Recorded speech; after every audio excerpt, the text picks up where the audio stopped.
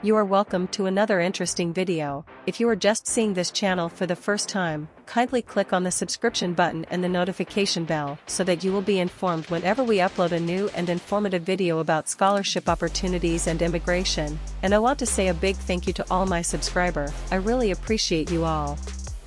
In today's video, we will be discussing different and easiest pathways to get to Canada as a permanent resident. The easiest way to get into Canada is highly dependent on the eligibility requirements met by the applicant. Moreover, it also depends on the priorities and goals you have set for yourself. There are different ways to get quick and easy ways to get PR and immigrate to Canada. So if this interests you, keep watching. Owing to the sparse population in Canada, several immigration channels have been opened up by the government. They help assist foreign nationals with hassle-free immigration to Canada. The government provides the easiest ways to immigrate to Canada. Now, there are many different opportunities available for skilled professionals, students, business investors, and entrepreneurs. The number one way is through the express entry pathway. Immigration under this category is undertaken through the point-based evaluation process and is done by using a comprehensive ranking system tool. This tool helps calculate the score of the candidate based on key factors like age, language, competency, work experience, and education. The eligible score is decided by Immigration, Refugee, and Citizenship Canada. The applicants who meet the desired score are considered suitable enough to immigrate and obtain Canada PR visa. Accordingly, they are issued the invitation to apply. The Express Entry program is popularly known as the easiest way to immigrate to Canada. Recently, the Express Entry draw score was announced on September 28, 2022. The score was 504. Once the candidate obtains the score, they can easily start with the Canada PR visa process.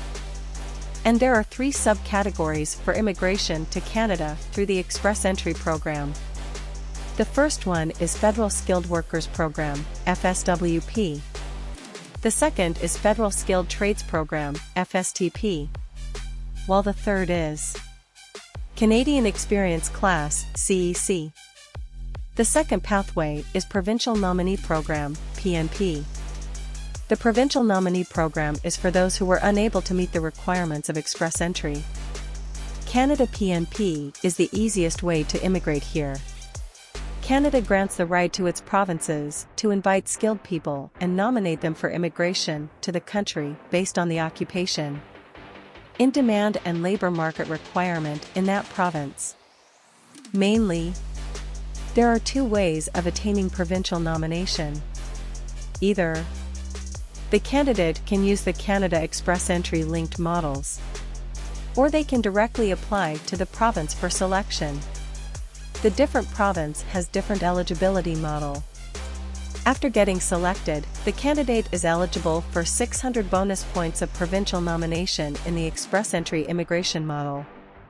The popular channels of immigration through the Provincial Nomination Program, PNP, are Ontario Immigration Nominee Program, OINP, Nova Scotia, PNP, Saskatchewan Immigration Nominee Program, SNP, New Brunswick Provincial Nominee Program, British Columbia Provincial Nominee Program, BCPNP, Alberta Immigrant Nominee Program, AANP, Manitoba Provincial Nominee Program, MPNP, and Prince Edward Island Provincial Nominee Program, PEP. Another pathway is through the Atlantic Immigration Nominee Program, AIPP. The Atlantic Immigration Pilot Program, AIPP, is introduced to help employers to find the right person. It is an employer-driven pathway for skilled workers and international graduates. The provinces covered under the Atlantic Immigration Pilot Program are Nova Scotia, New Brunswick, Prince Edward Island, Newfoundland, and Labrador. It is a popular program recently introduced in March 2017 and got a 2-year extension in March 2019, leading to a high success rate. There are 3 categories of the Atlantic Immigration Pilot Program: Intermediate Skilled Worker, High Skilled Worker, and International Graduate Program. All these streams have different eligibility requirements, and they should be met adequately to be selected in this category. Most of the applications for AIPP are processed in 6 months. Since it is an employer-driven program, the aim is to help skilled workers migrate as soon as they can to Canada. The candidates have the right to shift to another province after some time from the area that had allowed them the AIPP status. Before shifting, it is smart to test the viability of work in the new province. The applicant will be immigrating too. Getting an LMIA is important for AIPP, but complicated LMIAs, which are over $10,000 Canadian dollars, are not required under the AIPP. Another easiest pathway is through the study visa. Canada has a high-quality teaching system with an extensive curriculum and practical orientation for every discipline. Hence, it is the preferred choice of migration to the country. For a study visa in Canada, the applicant should be accepted by a university for studies. And the process involves the submission of a statement of purpose for your education, letter of recommendation, and essays about your interest in the course along with your certificates and degrees.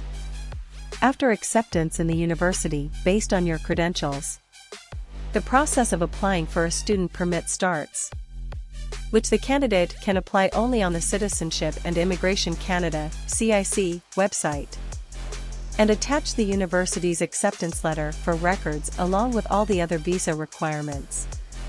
Another pathway is through work permit with a job offer. If you are skilled and have received a job letter from a Canadian employer, then you can choose this category as a valid option for migration. The Canadian government is keen on making the employer hire the locals of the region.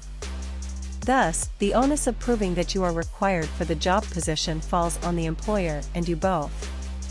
The employer should submit an application for the Labour Market Impact Assessment (LMIA) to the Employment and Social Development of Canada (ESDC) to support your case.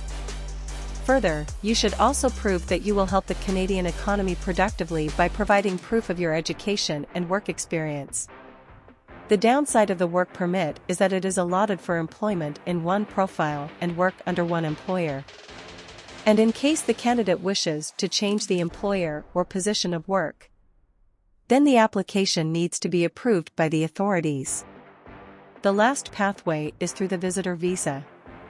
Although it is not a permanent way to migrate, it is one of the easiest ways for a short period. The Canada Visitor Visa is of 2 types: single entry and multiple entry visa, and is allotted for a maximum period of 6 months. There are not many eligibility requirements for this category, just that the candidate should be in good health, should have a valid passport, and have enough financial resources to pay for his and his family's expenses. The candidate can also apply online for a visitor's visa. Now that we know what is the easiest way to get permanent residency in Canada, you can start your immigration process with the one you feel is right for you. I wish you the best in your immigration journey. Thanks for watching, and don't forget to subscribe, like, and share. To know more about Canada provinces, you can check one of my videos about Canada provinces in the description box. Bye.